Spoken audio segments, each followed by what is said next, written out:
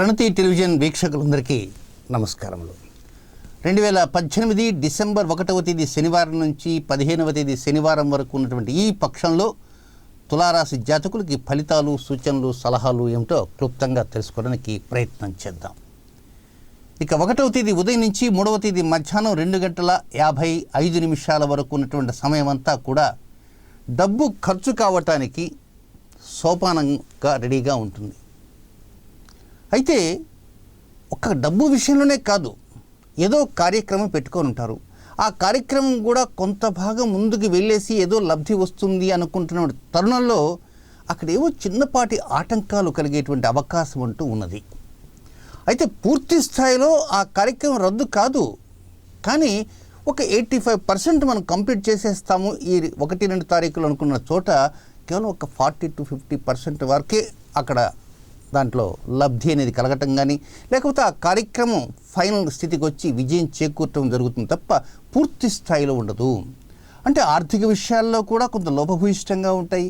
అలాగే కొన్ని చోట్ల ఏదో మాట్లాడాలని అనుకుంటారు, ఆ మాటల వలన లబ్ధి ఉంటుందనుకుంటే ఆ మాటలు కూడా ఒక్కోసారి ఫెయిల్ అయిపోయే అవకాశాలు అంటూ ఉంటాయి. కనుక 1-2 తారీఖుల్లో తులారాశి జాతకులు జాగ్రత్తగా మాట్లాడుతూ ఆర్థిక లావాదేవీల్లో కానీ వారి ఉద్యోగ, వ్యాపార, ఇతర భాగస్వామ్య నిర్ణయాల్లో కొంచెం బీ అలర్ట్ అనేటువంటి విషయాన్ని మాత్రం గుర్తుంచుకొని తీరాలి. ఇక 2వ పాయింట్ ఏమిటంటే 3వ తేదీ మధ్యాహ్నం 2:55 నుంచి 5వ తేదీ రాత్రి 9:25 వరకు ఉన్న సమయం అంతా కూడా కొంచెం గాలి పీల్చుకుంటారు. అమ్మయ్య, ఏదో గండం గడిచింది, ఇక పైన కొంచెం మనం జాగ్రత్తగా ఉండాలి. ప్రతిసారిదా అనుకుంటుంటారు, గండం గడిచిన తర్వాత అనుకుంటారు. గండం గడవక ముందు పరిస్థితులు వేరుగా ఉంటాయి. గాలి పీల్చుకుంటారు, మానసిక ప్రశాంతత పొందుతారు, శారీరక విశ్రాంతి పొందుతారు. సో ఈ సమయంలో ఒక్కొక్కసారి చిన్నపాటి ఏదో మనసులో కొంచెం బాధ వచ్చేటువంటి అవకాశాలు ఉంటే వాటిని వెంటనే దరికి రానియకుండా, మనసులోకి రానియకుండా మర్చిపోవడానికి ప్రయత్నం అంటూ చేయాల్సిన అవసరం ఎంతైనా ఉందని గమనించాలి. ఇక 3వ పాయింట్ ఏమిటంటే 5వ తేదీ రాత్రి 9:25 దగ్గర నుంచి 8వ తేదీ ఉదయం 6:07 వరకు ఉన్నటువంటి ఈ సమయం అంతా కూడా కుటుంబ విషయాల్లో కావచ్చు, లేకపోతే ఆర్థిక లావాదేవీల్లో కావచ్చు, లేదా ముఖ సంబంధమైనటువంటి అంశాల్లో కావచ్చు, మీరు మాట్లాడేటువంటి విషయాల్లో కావచ్చు, అంటే వాగ్ధోరణిలో కావచ్చు, కొంచెం ఎగనిస్ట్గా పరిస్థితులు ఉంటే సూచనలు ఉన్నాయి. మీకు కోపం రాకపోయినా ఏదో అనుకోకుండా మాట తటాలన అనేటువంటి అవకాశం ఉంది. అయిన తర్వాత అప్పుడు సారీ చెప్తే అది ఎంతసేపు సారీ అనేస్తాం, కానీ అవతల వారి మనస్సు బాధపడిపోతుంది.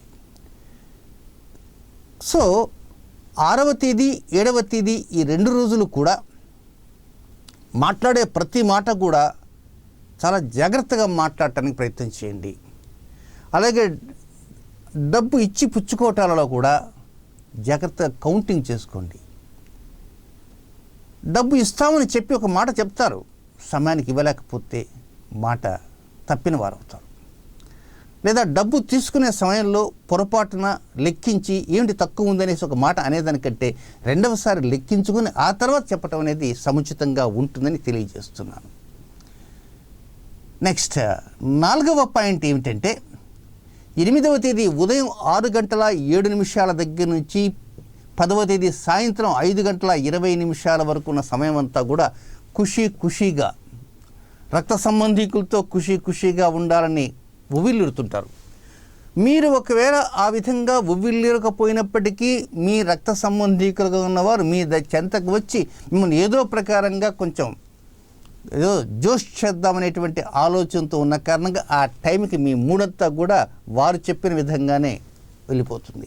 అంటే మీ మనసులో ఏదో చెరగని ముద్ర ఆ సమయంలో పడేటువంటి అవకాశం ఉంది. అది కూడా పాజిటివ్ మేనర్లో పడుతుంది.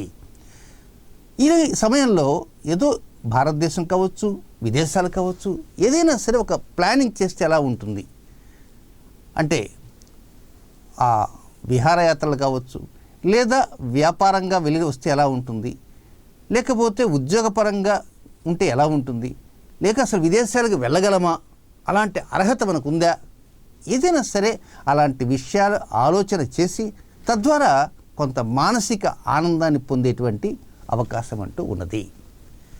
ఇక 5వ పాయింట్ ఏమిటంటే 10వ తేదీ సాయంత్రం 5:20 దగ్గర నుంచి 15వ తేదీ అర్ధరాత్రి వరకు ఉన్న సమయం అంతా కూడా అది 74% అనుకూలం కాదు, కొంత వ్యతిరేకంగా ఉంటూ ఉంటుంది. ఎలాంటి విషయాల్లో?